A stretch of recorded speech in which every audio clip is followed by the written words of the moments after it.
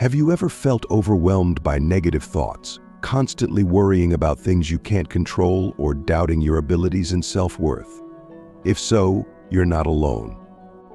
In today's fast-paced world, many of us struggle with habits that harm our mental well-being and prevent us from reaching our full potential. But there's a timeless philosophy that can help you break free from these toxic patterns, a way of thinking embraced by some of history's greatest minds, from emperors to enslaved people, soldiers to scholars. That philosophy is Stoicism. In this video, we'll explore how its ancient wisdom can liberate you from 7 crippling habits that may be sabotaging your happiness and success. The Stoics believe that true freedom and tranquility come from focusing on what we can control and letting go of what we cannot.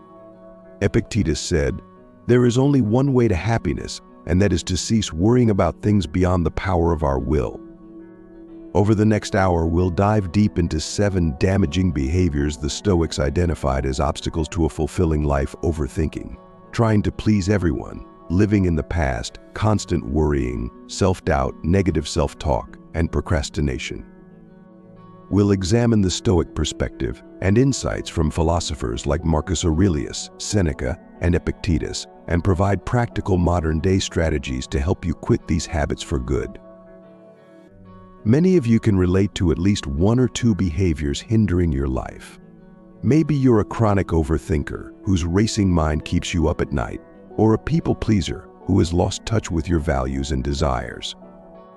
Whatever your struggle, I invite you to share it in the comments below. Overcoming deeply ingrained patterns is no easy feat. It takes courage, self-awareness, and a steadfast commitment to personal growth. But the rewards are immense: a profound sense of inner peace, unshakable confidence, and the ability to fully embrace each present moment. As Marcus Aurelius reminds us, the universe's change our life is what our thoughts make it. By aligning our mindset with Stoic virtues like resilience, self-control, and rational thinking, we can transform our experiences and reclaim our power over the habits holding us back. So brace yourself for an insightful, engaging, and potentially life-changing journey, one where you'll gain a deeper understanding of your behaviors and acquire powerful tools to cultivate the life you truly desire and deserve. A life free from the shackles of overthinking, people-pleasing, and other joy-sapping habits. But to get there, we must start by examining habit 1: overthinking. Seneca wisely stated, "We suffer more often in imagination than in reality." So let's dive in and learn how to quiet that restless mind. Chapter 1: Overthinking. In our fast-paced, information-overloaded world, the tendency to overthink has become widespread. We're constantly bombarded with stimuli, choices, and what-ifs that send our minds into overdrive. Overthinking is that constant inner voice that replays past situations, frets about future uncertainties, and blows minor concerns out of proportion. This endless cycle leaves us drained, anxious, and paralyzed. As Seneca warned, we suffer more often in imagination than in reality. When we overthink, we construct worst-case scenarios and turn minor issues into looming disasters. The more we dwell on these imagined threats, the more real and terrifying they become. This harmful habit compromises our mental health, productivity, decision-making, and ability to enjoy the present moment. Fortunately, the ancient Stoics developed mental frameworks to counter overthinking and cultivate tranquility and unshakable inner calm amidst life's turbulence. At the core of their philosophy is the idea that we cannot control external events, only our judgments and reactions to them. As Marcus Aurelius proclaimed, "If you are pained by any external thing, it is not this thing that disturbs you but your own judgment about it." The Stoics taught that overthinking stems from irrational beliefs and desires about how we think the world should be, rather than accepting reality as it is. Reframing our perspective through reason and self-discipline can help us escape the overthinking prison. One powerful Stoic exercise is called the view from above. It involves zooming out and looking at your current situation from a broader vantage point, almost like watching yourself on a grand stage. This mental shift helps you detach from the intense focus that fuels overthinking and see your circumstances more rationally and balanced. Another Stoic antidote is called negative visualization, which involves vividly picturing losing the things you currently have, like your possessions or relationships. This exercise cultivates gratitude by reminding you that nothing is guaranteed, making you less likely to obsess over temporary circumstances. Here are some practical steps to counter overthinking. 1. Identify your overthinking trigger situations, topics, or times of day when your mind tends to spiral. 2. When you notice overthinking arising, pause and take several deep breaths to create space between you and your thoughts. 3. Practice the view from above by imagining you're an impartial observer watching the situation from a distance. How significant is it from this perspective? 4. Ask yourself whether this issue will matter in 1 year, 5 years, etc. Most of what we obsess over has little long-term relevance. 5. Use Stoic negative visualization. Picture your current situation or possessions being taken away to foster gratitude. 6. Be present. When your mind wanders to other times, gently bring it back to the present moment, the only real thing. Consider this common scenario: staring at your phone for what seems like an eternity, agonizing over whether to send a text message. You may rewrite it 10 times, analyzing every word and punctuation mark for unintended meanings. Let's consider the story of Sarah. Sarah knows this feeling well. The other day at work, she sent a friendly Slack message to her manager about an upcoming project. Almost immediately, her mind kicked into overdrive. Did she come across as too casual by not using proper capitalization? Was it too formal by saying good morning first? Should she have added an emoji to seem more approachable? What if her manager thinks she's being passive-aggressive by following up so soon?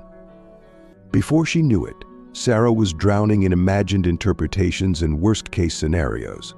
She spent the rest of her workday distracted, rereading the message and berating herself for any perceived missteps. By the time she got home, she was consumed with anxiety that she had offended her manager, even considering sending a follow-up apology, despite having no reason to believe she had done anything wrong. Does this resonate with you? We've all fallen into the overthinking trap, blowing trivialities out of proportion and catastrophizing situations that are ultimately insignificant. As the Stoics taught, when we dwell in the imaginary world of our restless minds, we suffer more in imagination than in reality. So let's practice together. Close your eyes and picture a recent situation you've been overthinking. Maybe it's feeling rejected after a job interview or stewing over something a loved one said. Visualize it vividly. Now, zoom out and imagine you're watching the scene unfold as an objective third party. Notice how it appears smaller and less overwhelming from this perspective. Consider whether this issue will matter in the grand scheme of things a year or 5 years from now.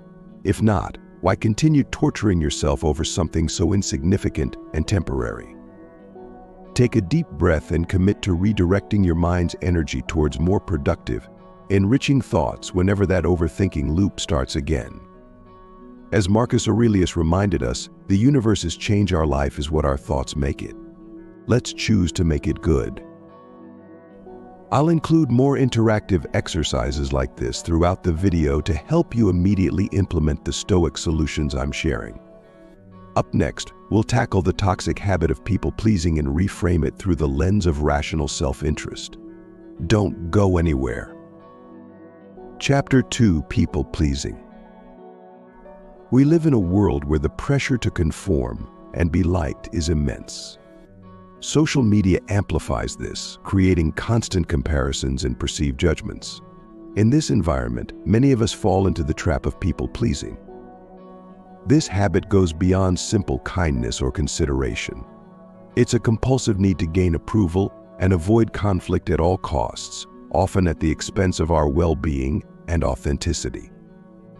The people-pleaser becomes a chameleon, constantly shifting their behavior, opinions, and values to match what they think others want. The habit can manifest in various ways. 1. Saying yes to requests even when we're overwhelmed. 2. Apologizing excessively, even for things that aren't our fault. 3. Avoiding expressing our genuine opinions for fear of disagreement. 4. Neglecting our own needs to attend to others. 5. Feeling responsible for others' emotions and trying to fix them. While it may seem harmless or even virtuous on the surface, chronic people-pleasing takes a heavy toll. It leads to burnout, resentment, loss of self-identity, and often results in less authentic relationships. As the great Stoic philosopher Epictetus wisely noted, the key is to keep company only with people who uplift you, whose presence calls forth your best. The Stoics recognized the futility and danger of trying to please everyone. They understood that true fulfillment comes not from external validation, but from living by one's values and virtues. Marcus Aurelius, the philosopher-emperor, offered this powerful advice: be tolerant with others and strict with yourself. This encapsulates the Stoic approach to dealing with others: show understanding and kindness, but don't compromise your principles or well-being.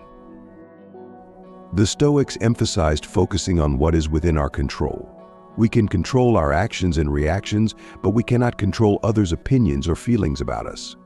Epictetus put it bluntly: if you want to improve, be content to be thought foolish and stupid with regard to external things. This doesn't mean we should be inconsiderate or selfish. It's about balancing kindness with maintaining our integrity. The Stoics believed in the concept of oikiosis, a process of self-realization and outward extending our circle of concern. We start by taking care of ourselves, then our close relations, and gradually expand our circle of care to encompass all of humanity. By prioritizing our values and well-being, we become better equipped to help others genuinely rather than merely pleasing them superficially. Practical guide. 1. Identify your core values. Reflect on what truly matters. What principles do you want to follow regardless of others' opinions? 2. Practice saying no. Start small. Decline a minor request that doesn't align with your priorities. Remember, saying no to one thing allows you to say yes to something more important. 3. Set and communicate boundaries. Clearly express your limits to others. For example, I can help you with this project, but I'll need to finish by 5 p.m. to maintain my work-life balance. 4. Embrace discomfort.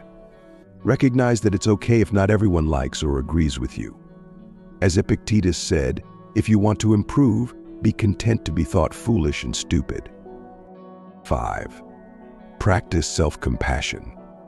When you feel the urge to people-please, treat yourself with the same kindness you'd show a friend. 6. Reframe your perspective. Instead of making others happy, focus on being authentic and kind. Genuine connections are built on honesty rather than constant agreeability. 7. Reflect on consequences. Consider the impact on your well-being and values before agreeing to something. Is it worth the potential stress or compromise? Let's consider the story of Maria, a talented graphic designer working at a fast-paced advertising agency. Maria was known for her creativity and efficiency, but had a hard time saying no to any request that came her way. Colleagues often asked her to do extra work, even when she was already swamped with projects. Clients would demand last-minute changes, and Maria would agree, working late into the night to accommodate them. Her boss casually mentioned weekend work, and Maria obliged without hesitation. At first, Maria felt proud of her reputation as the go-to person who could handle anything. But over time, the constant people-pleasing took its toll. Her projects began to suffer as she juggled too many commitments. She felt constantly stressed and resentful, yet couldn't bring herself to turn down any requests. The breaking point came when Maria missed her sister's wedding anniversary dinner, an event she had promised to attend because a client asked for revisions at the last minute. Sitting alone in her office that night, Maria realized something had to change. Inspired by Stoic philosophy, Maria began reassessing her priorities and setting clear boundaries. She started by having an honest conversation with her boss about her workload and the need for a better work-life balance. To her surprise, her boss was supportive and helped redistribute some of her tasks. Maria then practiced saying no to non-essential requests, focusing her energy on projects aligned with her values and career goals. She communicated clearly with clients about realistic timelines and the impact of last-minute changes. At first, this shift was uncomfortable. Maria worried she was letting people down or damaging her reputation. However, as Epictetus advised, she learned to be content to be thought foolish and stupid by those who didn't understand her boundaries. Over time, Maria noticed a remarkable change. Her work quality improved as she focused on fewer, more meaningful projects. She felt more energized and creative. Most surprisingly, her professional and personal relationships became more authentic and satisfying. By being true to herself, Maria attracted people who appreciated her for who she was, not just for what she could do for them. Maria's journey illustrates the Stoic principle that true strength comes not from trying to please everyone, but from staying true to one's values and maintaining healthy boundaries. Now, take a moment to reflect on your own life. Identify areas where you might be falling into the people-pleasing trap. Is it always saying yes to extra work or agreeing with others' opinions, even when you disagree internally? In the comments below, share one specific instance where you've struggled with people-pleasing. Then, inspired by the Stoic principles we've discussed, tell us how you might handle that situation differently. Remember, this is about progress, not perfection. Even small steps towards authenticity and healthy boundaries can lead to significant positive changes in your life. As we move forward, remember these words from Marcus Aurelius: you have power over your mind, not outside events. Realize this, and you will find strength. In our next section, we'll explore how to break free from the chains of living in the past, another habit that robs us of our present joy and future potential. Chapter 3: Living in the Past. As we journey through life, we often find ourselves caught in the grip of the past. We replay old memories, rehash bygone conflicts, and dwell on missed opportunities. This habit of living in the past can be as insidious as it is expected, silently eroding our happiness and hindering our personal growth. Living in the past manifests in various ways: constantly reminiscing about the good old days, harboring grudges or resentment over past wrongs, fixating on past mistakes or failures, comparing current situations unfavorably to past experiences, holding on to outdated beliefs or perspectives.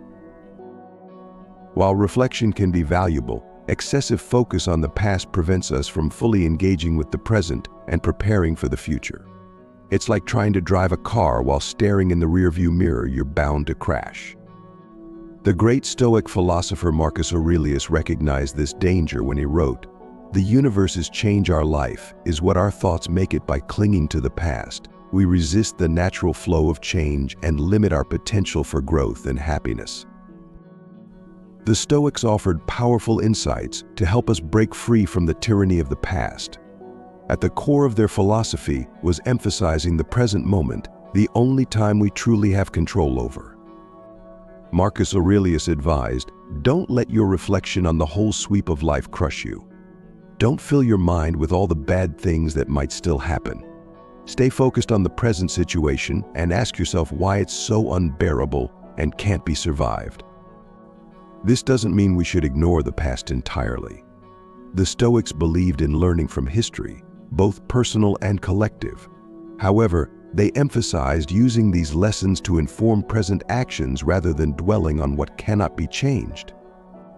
Epictetus offered this practical wisdom: don't seek for everything to happen as you wish it would, but rather wish that everything happens as it actually will. Then your life will flow well. This perspective encourages us to accept the past as it was, learn from it, and then direct our energy toward the present and future.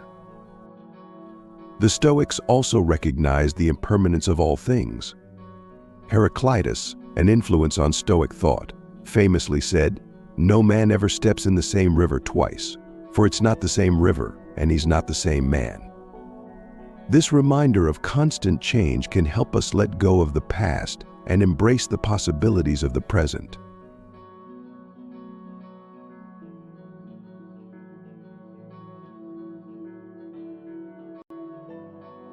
Practical guide. 1. Practice mindfulness regularly. Bring your attention to the present moment. Notice your surroundings, your breath, your bodily sensations. 2. Journal about the past. Write about past events you're holding on to, but focus on extracting lessons for the present and future. 3. Perform a past inventory. List things you're holding on to from your past. For each item, ask, "Can I change this now? If not, practice accepting it and letting it go." 4. Use visualization. Imagine placing past regrets or painful memories into a balloon and watching it float away. 5. Reframe past experiences. Look for the growth opportunities in past challenges. How have difficult experiences shaped you positively? 6. Practice gratitude daily. List 3 things you're grateful for in the present. This helps shift focus from past to present. 7. Set future goals. Create clear, achievable objectives for your future. This gives you something positive to focus on instead of the past. Let's consider the story of David, a 45-year-old marketing executive. David passed up a tech startup job offered 10 years ago, staying with his stable corporate position. That startup became a billion-dollar company, and David was consumed with regret and what-ifs. His fixation on this missed opportunity affected every aspect of his life. He became bitter and resentful, constantly comparing his current life unfavorably to the imagined life he could have had. His performance at work suffered as he lost motivation, believing he had already missed his big chance. His relationships strained as he withdrew emotionally, lost in thoughts of what could have been. One day, while browsing a bookstore, David stumbled upon a book on Stoic philosophy. He was struck by a quote from Seneca: "The greatest loss of time is delay and expectation, which depend upon the future." We let go of the present, which we have in our power, and look forward to that which depends upon chance, and so relinquish a certainty for an uncertainty. This was a wake-up call for David. He realized he had been sacrificing his present happiness for an idealized past that could never be changed. Inspired by Stoic principles, David began to shift his perspective. 1. He practiced mindfulness, using simple techniques like focusing on his breath to bring himself back to the present moment whenever he caught himself dwelling on the past. 2. He started a journal, not to rehash old regrets, but to extract lessons from his experiences. He realized that staying in his corporate job had provided stability that allowed him to support his family through some challenging times. 3. David performed a past inventory, listing everything he was holding on to. For each item, he asked himself, "Can I change this now? If not," he practiced accepting it and letting it go. 4. He set new future goals, focusing on ways he could innovate within his current role and industry. This gave him a positive focus for his energy. 5. David started a daily gratitude practice, listing 3 things he was thankful for in his present life. This helped him recognize the value of his current situation. Gradually, David noticed a significant shift in his outlook and quality of life. By focusing on the present and future, rather than the unchangeable past, he found renewed enthusiasm for his work. He came up with innovative marketing strategies that earned him a promotion. His relationships improved as he became more emotionally present and positive. Most importantly, David found a sense of peace and contentment that had eluded him for years. He realized that while he couldn't change the past, he had the power to shape his present and future. David's journey illustrates the Stoic principle that true freedom comes from focusing on what we can control: our thoughts, judgments, and actions in the present moment, rather than lamenting what we cannot change. Now, I invite you to reflect on your life with the same Stoic lesson. Are there past events or decisions that you find yourself dwelling on? How might this focus on the past affect your present happiness and future potential? Take a moment to write down one past event that you frequently revisit in your mind. Now, channeling the Stoic approach, ask yourself, 1. What lesson can I extract from this experience? 2. How can I apply this lesson to improve my present and future? 3. What am I grateful for in my current life that this past event made possible? Share your insights in the comments below. Remember, the goal isn't to ignore or forget the past, but to use it as a tool for present growth and future planning. As we move forward, remember these words from Marcus Aurelius: you have power over your mind, not outside events. Realize this, and you will find strength. In our next section, we'll tackle the habit of constant worrying, exploring how Stoic principles can help us find peace amidst life's uncertainties. Chapter 4: Constantly Worrying. Worry is a universal human experience, but it can paralyze us and rob us of joy when it becomes chronic.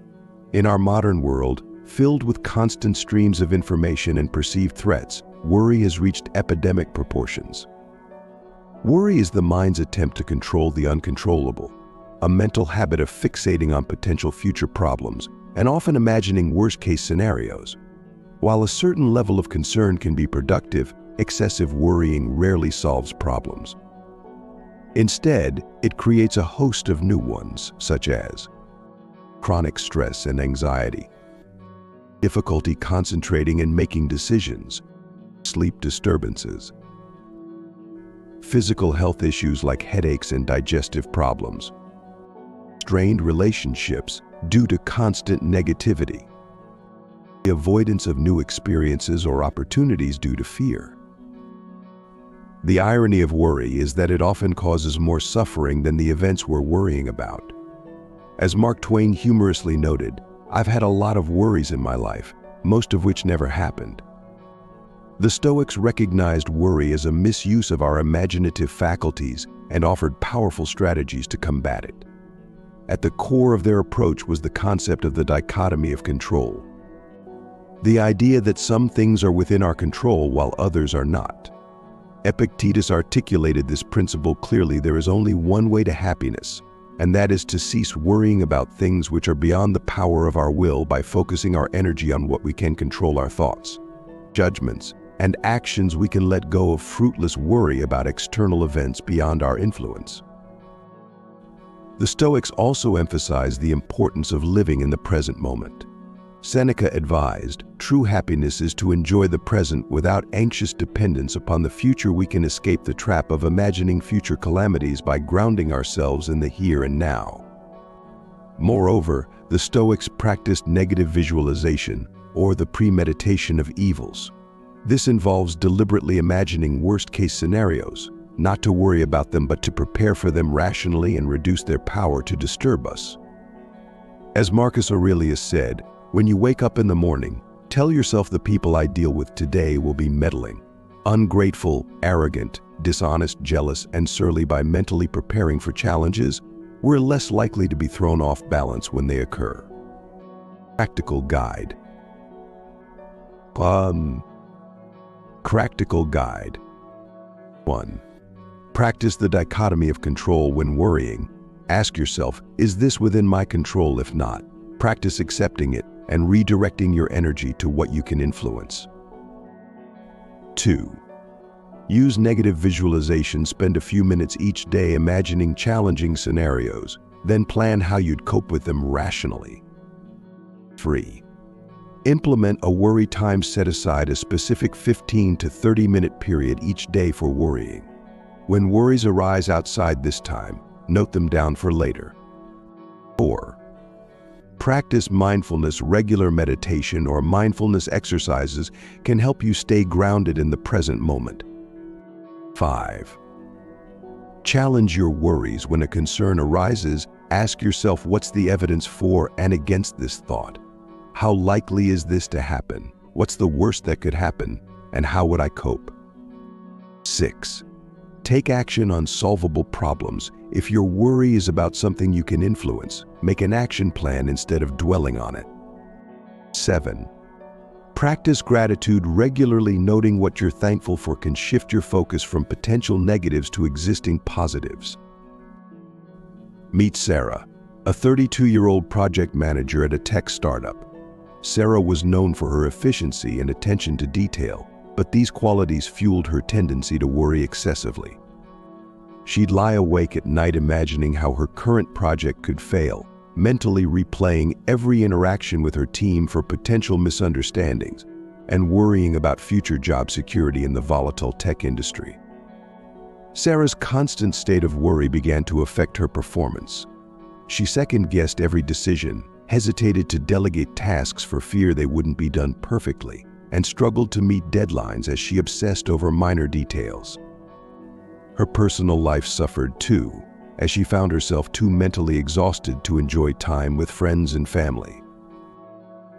The turning point came when Sarah's manager, noticing her stress, recommended a book on Stoic philosophy. Epictetus's teachings, particularly on the dichotomy of control, struck Sarah. She realized she was expending enormous mental energy on things largely outside her influence: market trends, her colleagues' opinions, and potential future problems that might never materialize. Inspired by Stoic principles, Sarah began to reshape her approach. 1. She started each day by listing what was within her control: her effort, her responses, her attitude, and what wasn't: the economy, others' actions, unforeseen obstacles. This helped her focus her energy more productively. 2. Sarah implemented a daily worry time. When worries arose during the day, she jotted them down to revisit during her 20-minute worry period. Often she found that by the time her worry time arrived, many concerns had resolved themselves or no longer seemed significant. 3. She practiced negative visualization, spending a few minutes each morning imagining challenges she might face that day. This mental preparation helped her feel more confident and less anxious when real challenges arose. 4. Sarah started a mindfulness practice using a smartphone app to guide her through 10-minute daily meditations. This helped her stay grounded in the present rather than fretting about the future. 5. When worries did arise, Sarah learned to challenge them rationally. She'd ask herself, what's the evidence for this worry? How likely is this to happen? What's the worst-case scenario? And how would I cope? 6. For worries about concrete problems, Sarah shifted from rumination to action. Instead of endlessly worrying about a project timeline, she'd create a detailed plan to address potential bottlenecks. Over time, Sarah noticed a significant shift. Her mind felt clearer, and she slept better at night. Her work performance improved as she focused on what she could control and let go of excessive worry about potential failures. She found herself more present and engaged in her relationships. Most importantly, Sarah discovered a new sense of inner calm. As Epictetus taught, people are not disturbed by things, but by the views they take of them. By changing her perspective on worry, Sarah changed her entire life experience. Now, it's your turn to apply these Stoic principles to your worries. Take a moment to identify a consistent concern in your life. Write it down, then ask yourself. 1. Is this within my control? If not, can I accept it? 2. What's the evidence for and against this worry? 3. What's the worst-case scenario, and how would I cope? 4.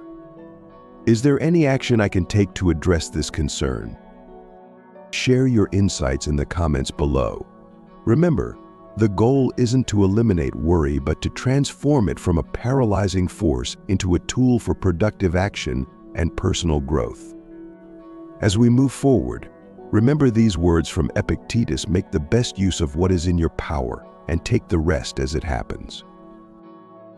In our next section, we'll confront the insidious habit of self-doubt, exploring how Stoic wisdom can help us build unshakable self-confidence. Chapter 5: Self-Doubt. Self-doubt is a formidable adversary that many of us face daily. It's that nagging inner voice that whispers, "You're not good enough, you can't do this," or "Who do you think you are?" This persistent questioning of our abilities, worth, and decisions can be paralyzing, hindering personal growth and preventing us from reaching our full potential. Self-doubt manifests in various ways: hesitation to pursue goals or opportunities, constant comparison to others, perfectionism and fear of failure, difficulty making decisions, seeking excessive validation from others, downplaying achievements or successes. At its core, self-doubt stems from a lack of trust in our judgment and capabilities. It's often rooted in past experiences, societal pressures, or unrealistic expectations we set for ourselves. While a healthy dose of self-reflection can be beneficial, chronic self-doubt erodes our confidence and limits our ability to navigate life's challenges effectively. The Stoics, emphasizing self-awareness and rational thinking, offer powerful tools to combat self-doubt. They believe true self-worth comes from within and is based on our character and actions, not external validations or circumstances. Epictetus famously said, "Circumstances don't make the man, they only reveal him to himself." This perspective encourages us to see challenges not as threats to our self-worth, but as opportunities to demonstrate and develop our character. The Stoics also emphasize the importance of focusing on what's within our control. Marcus Aurelius advised, "You have power over your mind, not outside events. Realize this, and you will find strength." By concentrating on our thoughts, judgments, and actions rather than others' opinions or external outcomes, we can build a more stable sense of self-confidence. Moreover, the Stoics practice negative visualization, imagining worst-case scenarios to prepare for them mentally. When applied to self-doubt, this technique can help us realize that even if our fears come true, we have the strength to handle the consequences. Practical guide. 1. Practice self-awareness. Regularly reflect on your thoughts and actions. Identify when self-doubt arises and what triggers it. 2. Focus on what you can control when facing a challenge. List what aspects are within your control and focus your energy there. 3. Reframe negative self-talk. When you catch yourself in negative self-talk, pause and ask, "Is this thought rational? How would I advise a friend in this situation?" 4. Embrace failure as a learning opportunity. View mistakes not as evidence of inadequacy, but as chances to grow and improve. 5. Practice gratitude. Regularly acknowledge your strengths and accomplishments, no matter how small. 6. Set realistic goals. Break larger goals into smaller, achievable steps to build confidence through consistent progress. 7. Cultivate virtue. Focus on developing positive character traits. Wisdom, justice, courage, and self-control as the basis of your self-worth. Let's consider the story of Alex, a 28-year-old software developer. Despite being highly skilled, Alex constantly doubted his abilities. He hesitated to apply for promotions, convinced he wasn't ready. He rarely shared his ideas in team meetings, fearing they might be considered stupid. Even when he succeeded in projects, Alex attributed it to luck rather than competence. This self-doubt was holding Alex back in his career and personal life. He passed up growth opportunities, struggled with imposter syndrome, and often felt stressed and unfulfilled. The turning point came when Alex's mentor recommended a book on Stoic philosophy. Epictetus's teaching particularly struck Alex. It's not what happens to you, but how you react to it that matters. He realized he had let his self-doubt control his reactions to every situation. Inspired by Stoic principles, Alex began to reshape his approach. 1. He started a daily journaling practice, reflecting on his thoughts and actions. This helped him identify patterns in his self-doubt and the situations that triggered it. 2. Alex practiced focusing on what he could control before starting a project. He'd list what aspects were within his influence, his effort, learning, communication, and what weren't, others' opinions, unforeseen technical issues. This helped him direct his energy more productively. 3. He learned to reframe his negative self-talk. When the voice of doubt crept in, Alex would pause and ask, "Is this thought rational? What would I tell a friend in this situation?" Often, he realized his self-doubt was baseless or exaggerated. 4.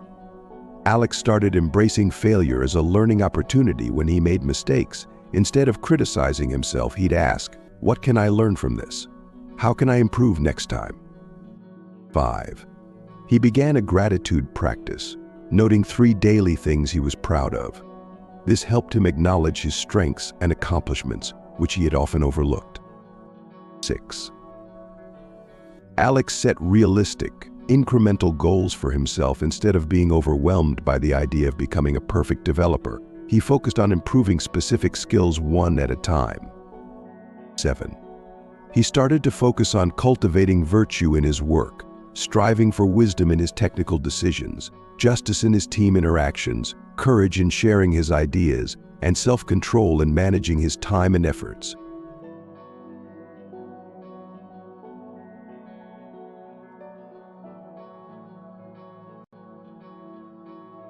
Over time, Alex noticed a significant shift. He felt more confident in team meetings and began to share his ideas more freely. He applied for and received a promotion, realizing that even if he didn't get it, the experience would be valuable.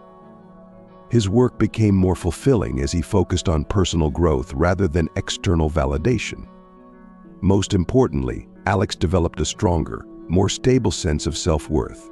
As Marcus Aurelius wrote, "You have power over your mind, not outside events. Realize this, and you will find strength." By changing his perspective on self-doubt, Alex changed his entire career and life experience. Now it's your turn to apply these Stoic principles to your self-doubt.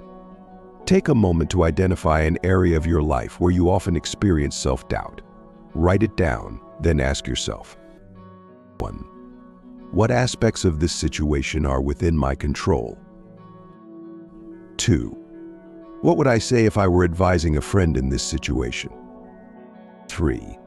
What's the worst that could happen, and how would I cope? 4. What strengths or past successes can I draw upon in this situation? Share your insights in the comments below. Remember, the goal isn't to eliminate self-doubt, but to transform it from a paralyzing force into a tool for self-reflection and growth.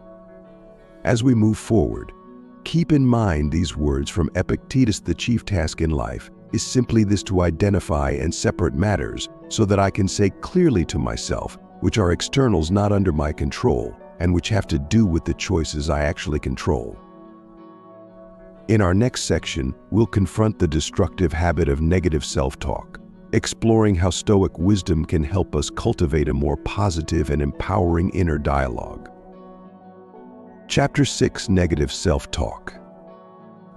Negative self-talk is the inner critic that constantly berates us, undermines our confidence, and colors our world perception. It's that persistent voice in our head that says things like, "I'm not good enough, I always mess up," or "I'll never succeed."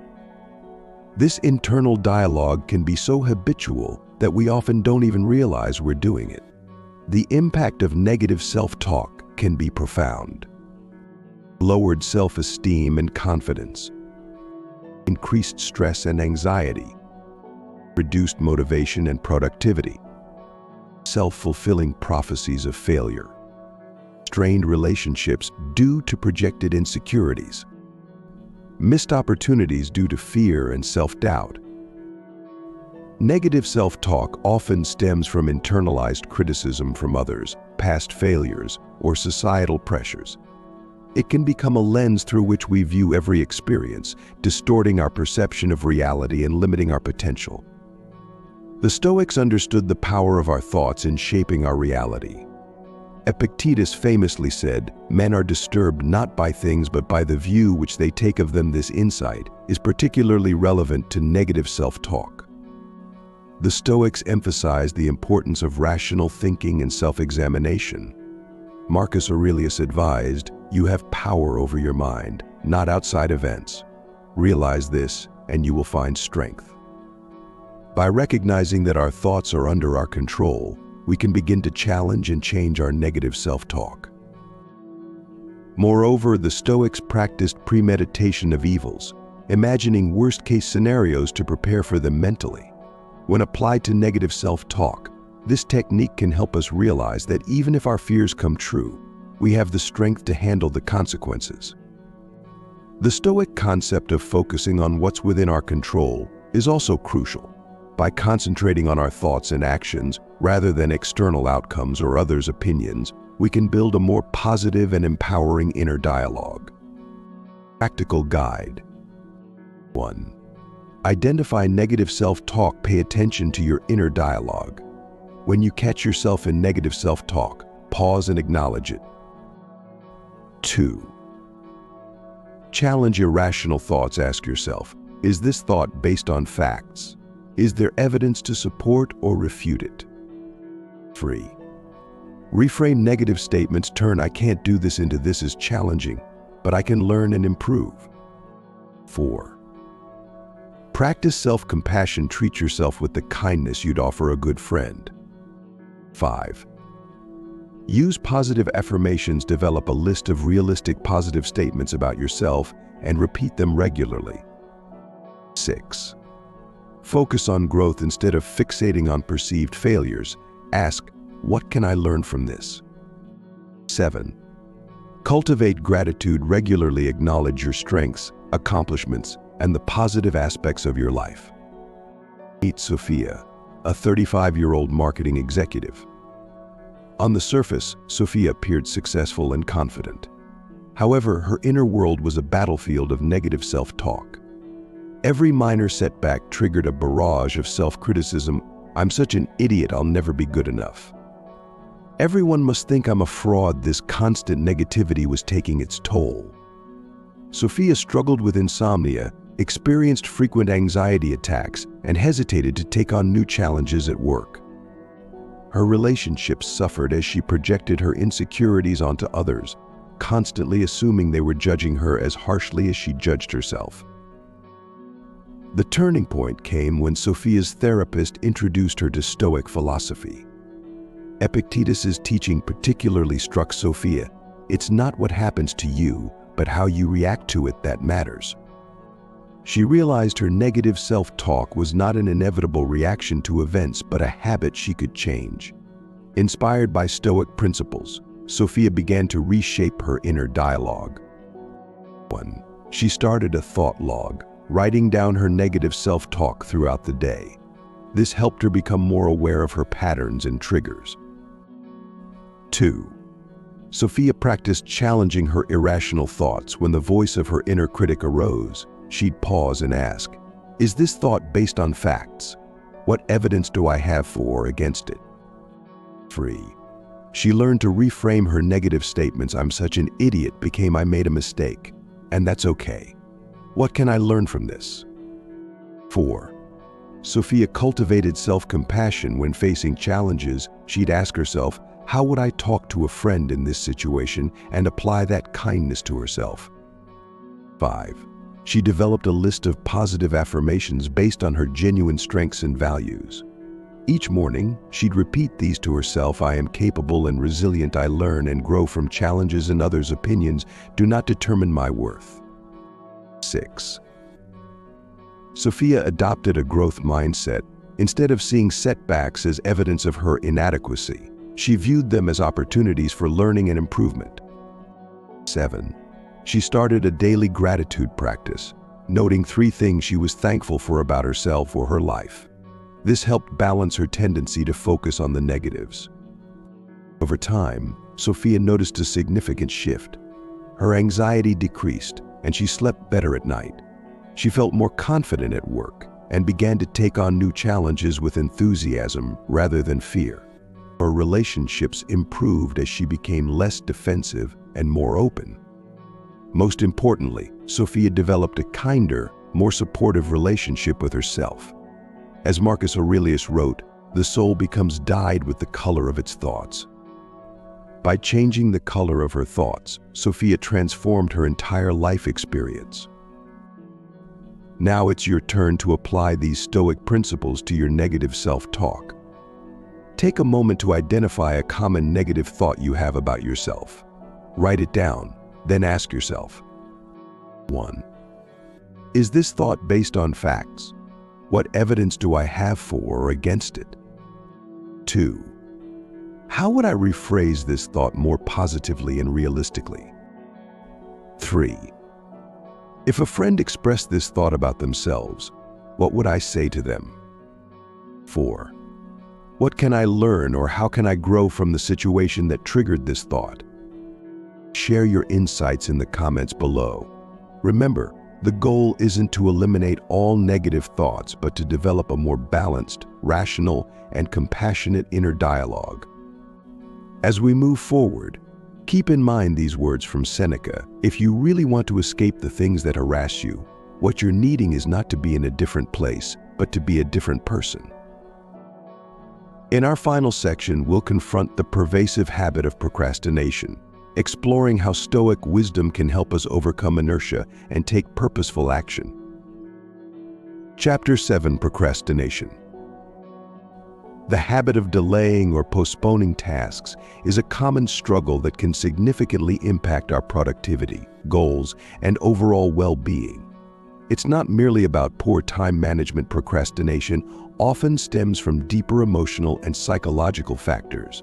Procrastination manifests in various ways. Putting off important tasks until the last minute, spending excessive time on trivial activities, avoiding challenging or uncomfortable tasks, starting projects but never finishing them, constantly making excuses for delays. The consequences of chronic procrastination can be severe. Increased stress and anxiety, missed opportunities and deadlines, lower quality of work, damaged relationships and reputation, feelings of guilt and low self-esteem. At its core, procrastination is often a coping mechanism for dealing with negative emotions associated with a task, such as fear of failure, perfectionism, or feeling overwhelmed. The Stoics, emphasizing rational thinking and virtuous action, offer valuable insights for overcoming procrastination. They understood that our actions, not our intentions, define us. Epictetus wisely noted, "No great thing is created suddenly, any more than a bunch of grapes or a fig. If you tell me that you desire a fig, I answer you that there must be time. Let it first blossom, then bear fruit, then ripen." This perspective encourages us to embrace the process of gradual progress rather than being paralyzed by the enormity of a task. The Stoics also emphasize the importance of focusing on what's within our control. Marcus Aurelius advised, "Concentrate every minute like a Roman, like a man, on doing what's in front of you with precise and genuine seriousness, tenderly, willingly, with justice." We can overcome procrastination by directing our attention to the present moment and our immediate actions. Moreover, the Stoic principle of virtue as the highest good can be a powerful motivator. When we align our actions with our values and see our work as a means of developing character, we're less likely to put things off. Practical guide. 1. Break tasks into smaller, manageable steps, making large projects less overwhelming. 2. Use the 5-minute rule. Commit to working on a task for just 5 minutes. Often, you'll find momentum and continue beyond that. 3. Practice mindfulness. When you notice the urge to procrastinate, pause and observe the feeling without judgment. 4. Identify and challenge procrastination thoughts. Question the validity of excuses you make for delaying tasks. 5. Create a structured environment. Minimize distractions and set up your space to facilitate focus. 6. Use the Stoic negative visualization technique. Imagine the consequences of not completing the task to motivate action. 7. Focus on the process, not the outcome. Concentrate on taking consistent small actions rather than fixating on the end result. Meet James, a 40-year-old aspiring novelist. For years, James talked about writing a book, but never seemed to make significant progress. He would start strong, writing for a few days or weeks, but inevitably he'd find reasons to put it off. He was too busy, not inspired enough, or needed to do more research. James's procrastination was taking a toll. He felt guilty and frustrated with himself. His self-esteem suffered, and he began to doubt whether he'd ever achieve his dream.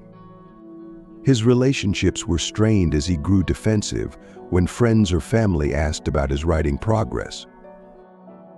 The turning point came when James attended a writing workshop where the instructor introduced Stoic principles for overcoming creative blocks. He was particularly struck by Epictetus's teaching: first say to yourself what you would be, and then do what you have to do.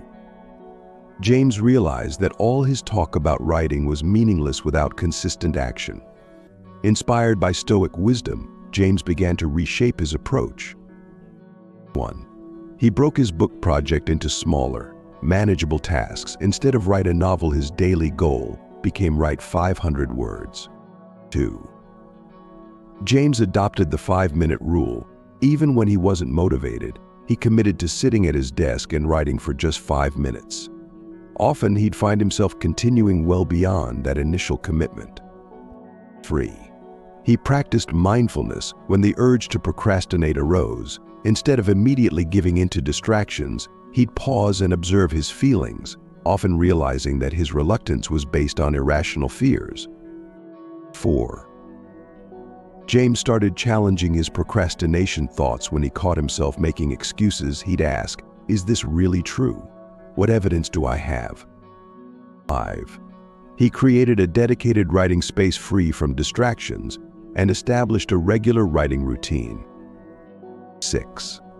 Using the Stoic negative visualization technique, James would vividly imagine his regret if years passed and he never completed his novel.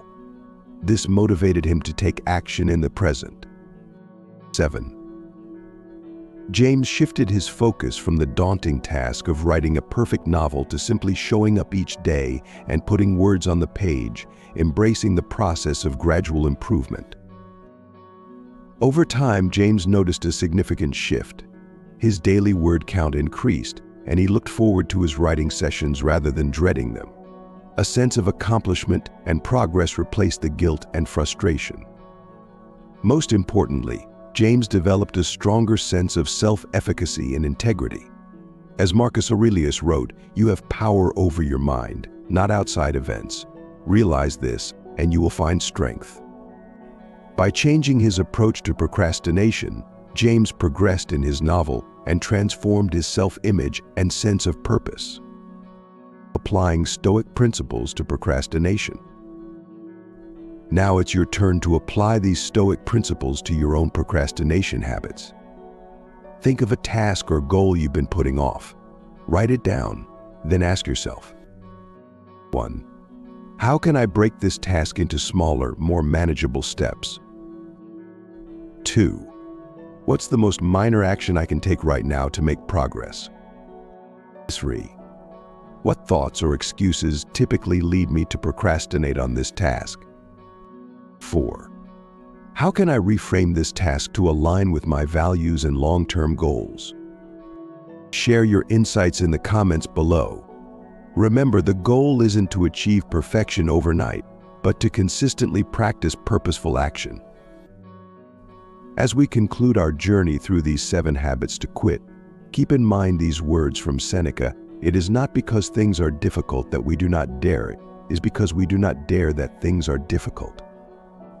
By applying Stoic wisdom to our daily lives, we can overcome these destructive habits and cultivate a life of purpose, resilience, and inner peace. Conclusion: embracing Stoic wisdom.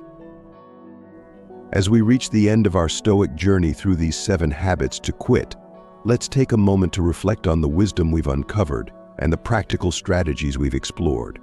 We began by addressing overthinking, learning to focus our mental energy on what truly matters. We then tackled the habit of people-pleasing, recognizing the importance of staying true to our values. We explored how to let go of living in the past and instead embrace the present moment. We confronted the habit of constant worry, discovering how to distinguish between what we can and cannot control. We delved into the challenge of self-doubt, finding ways to build genuine self-confidence based on our actions and character. We addressed the destructive power of negative self-talk, learning to cultivate a more compassionate and rational inner dialogue. Finally, we faced the pervasive habit of procrastination, uncovering Stoic strategies to take consistent, purposeful action. Throughout this journey, we've drawn upon the timeless wisdom of Stoic philosophers like Marcus Aurelius, Epictetus, and Seneca. Though centuries old, their insights remain remarkably relevant to our modern challenges. As Marcus Aurelius reminded us, you have power over your mind, not outside events. Realize this, and you will find strength. This fundamental Stoic principle underlies all the strategies we've discussed. By focusing on what's within our control, our thoughts, judgments, and actions, we can transform our lives and find greater peace and fulfillment. But remember, as Epictetus said, don't explain your philosophy. Embody it. The value of these Stoic teachings lies not in understanding them intellectually, but in applying them consistently in our daily lives. So I challenge you to choose one of these 7 habits that resonate most strongly with you. Commit to working on it for the next 30 days.